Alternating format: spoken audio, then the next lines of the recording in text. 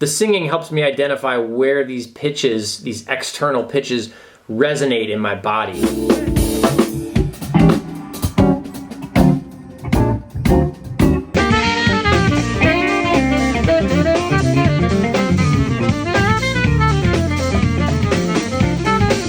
So because the gig is tonight and there's not a chart that I can look at for this, I gotta refresh it. It's basically retranscribing it.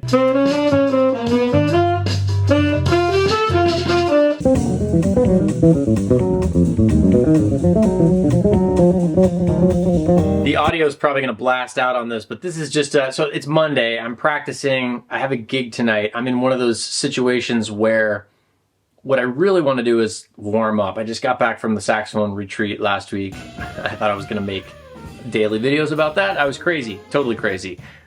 So that was a fail. Not a fail for the camp. It was a win for the camp, which was great, and I was totally present for that, but I don't know what part of me thought, oh sure, I'll somehow make a daily little mini vlog movie. Morning long tones in the dome.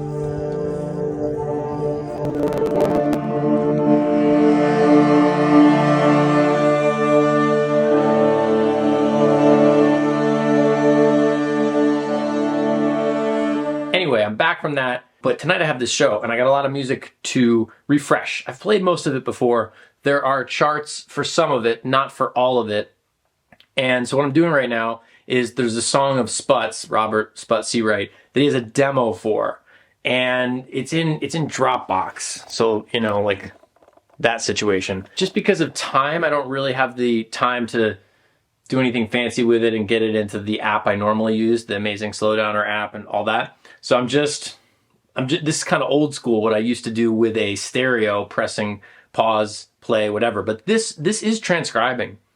So to those of you in my studio or to anybody who's watched YouTube videos where I talk about transcribing, it's such, like, it's not always just getting a solo by some major jazz artist. This is how I learned Snarky Puppy music. This is how I learn a lot of music.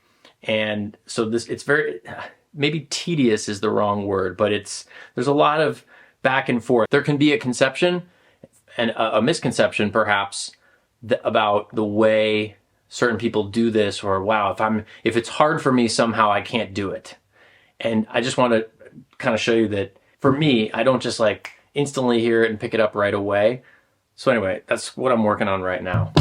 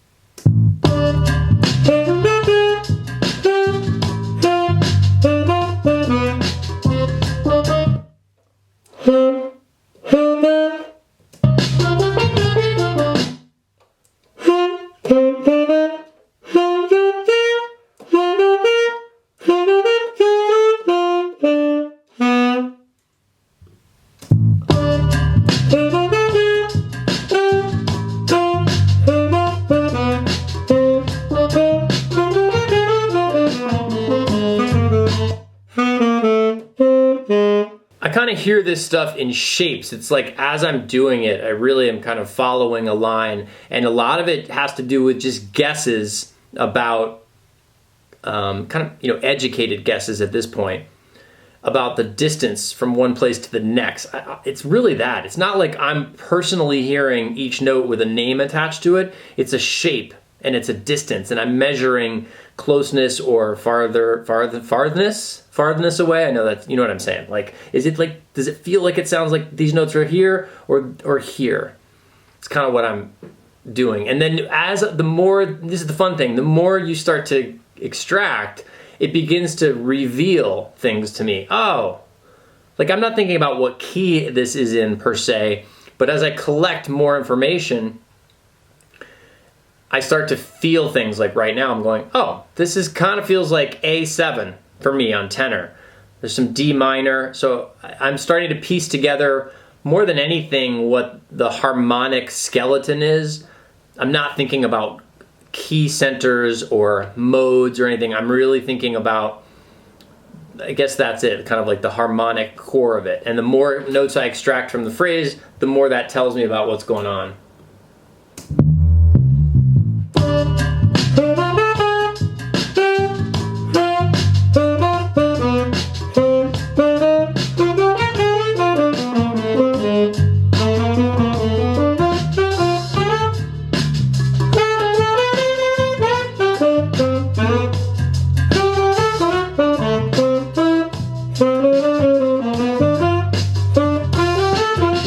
Like I said, I have learned this song before, and I learned it this way. Right now is a refreshing. So because the gig is tonight, and there's not a chart that I can look at for this, I gotta refresh it. So it's basically retranscribing it.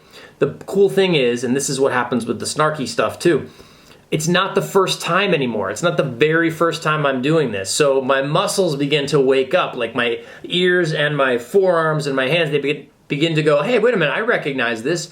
I've been here before. And it comes back to you easier the second time, the third time, whatever.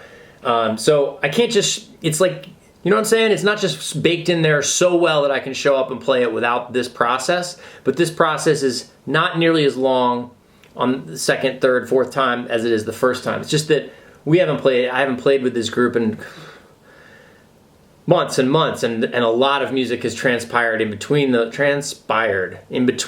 last time we played together. So I gotta dust these cobwebs off. Also, I am usually singing this in between. I guess I'm skipping that step right now as I talk to you, but I'm usually listening and then singing, and that helps me kind of identify, the singing helps me identify where these pitches, these external pitches, resonate in my body.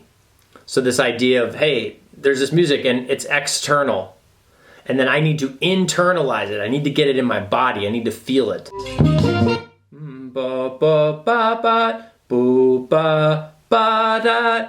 And now, if I can internalize it, then I can then externalize it on the horn. Ba da da da.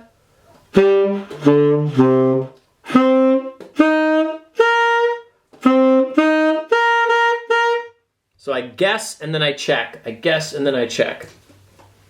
I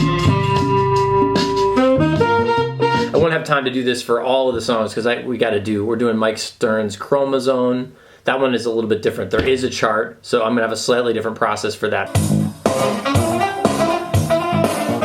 I'm using a free app called looptube.io, which allows me to take a YouTube link and make a loop out of it. It's not the most elegant solution, but it's sure better than running back and forth and trying to hit pause, rewind on a YouTube video.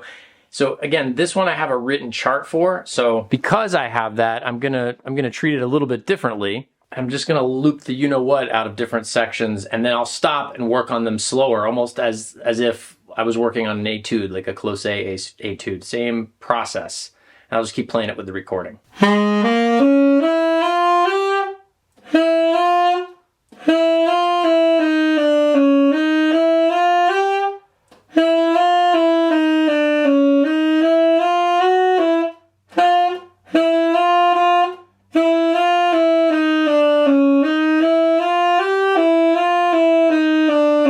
At this point, I'm not articulating. It's more of a focus on the fingers. It's almost entirely a focus on the fingers, just getting the notes right and pushing the notes down without my fingers flying everywhere. Just the notes, my fingers are on the keys, and I'm being really deliberate with how I push every single key down.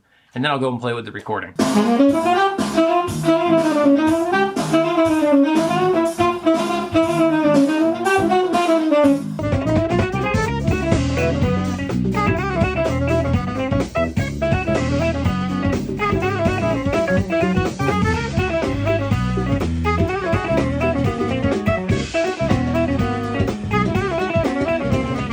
And now I'll refine the articulation, etc. But that's how I'm going to go through one of the things with a chart. And then the rest of the stuff, by ear stuff, I'll do the same way I was doing that last tune. And then I'll go to sound check. Okay, wait, go back to that one. C minor 6 over B flat. What do you think it should be? So when I think about this chord, I would think about straight a F13. Okay, and what do you think it should be?